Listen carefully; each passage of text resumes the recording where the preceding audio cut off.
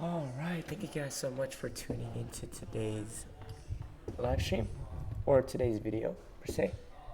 Today is May 11th, 2025, and I do want to recap the weekly market outlook or just provide you guys with a weekly market outlook and to see what we are going to do this upcoming week. All right, so to begin today's video, I do want to take a look at the economic calendar here and just to see, what type of volatility could be brought in today and coming to this upcoming week. So for the week of May 12th till May 16th, we have core CPI, PPI, unemployment claims, retail sales, and we have preliminary consumer sentiment and preliminary inflation expectations. And so, coming into this week, we do have a decent amount of volatility. There's a lot of red folder news here, and we can look forward to that. But what does that translate to technicals wise? So on the weekly time frame here, I was actually anticipating for prices to take out the previous week's high. And the previous week's high was this. I'm going to make it a red line just for the video, but I wanted to see prices take out that red line, right? And whenever we opened up here at 5 p.m. Central Time, we actually gapped up. Let's see how many points did we gap. We gapped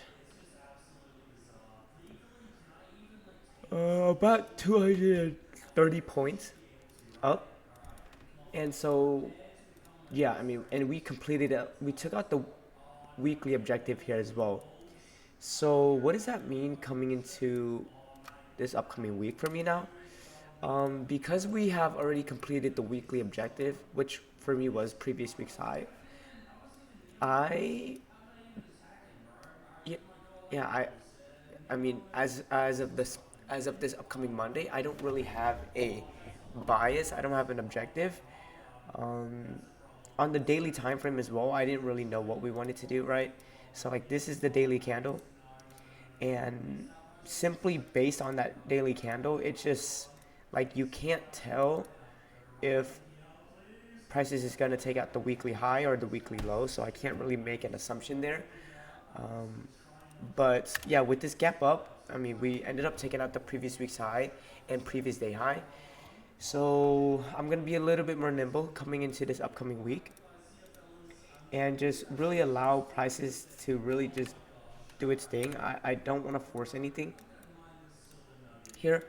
And yeah, that pretty much wraps it up for the weekly market outlook as of NQ wise. And for ES, we have the same thing here that happened, right? So on ES, we opened up here and then we immediately took out the weekly high and the daily high as well. So coming into this upcoming week on ES, I can't rely on the weekly time frame, and I'm just going to utilize, the daily candles, the intraday time frames for some sort of objective, but I can't rely on the weekly time frame. And one thing I do want to draw your attention towards here is, so let's take a look at this 2-week time frame here on NQ, and let's take a look at the way that we close here on this this bi-weekly candle. So it closed pretty bearish, right? With the way that we close here, you can assume that prices is most likely going to take out the 2-weekly high. So each one of these candles here took 2 weeks took 2 weeks to create. Let's take a look at the 3-week time frame. Same idea as well.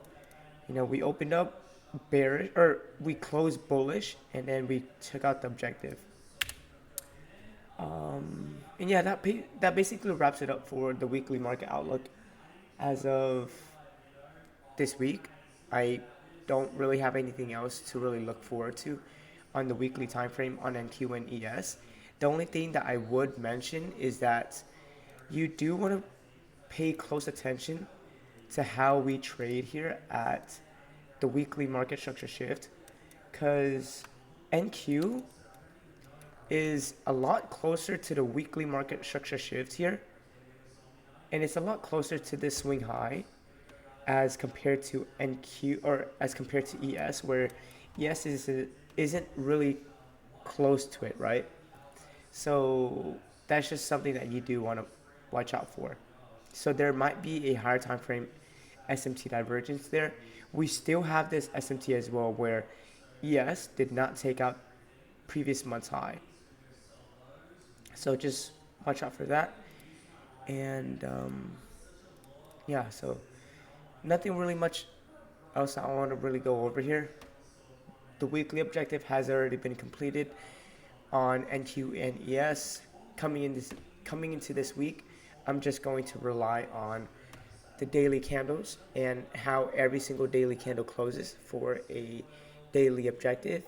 And if I can't rely on the daily time frame, I'm just going to use the intraday time frames, such as the 4 hour, the 6 hour, the 8 hour, and the 10 hour.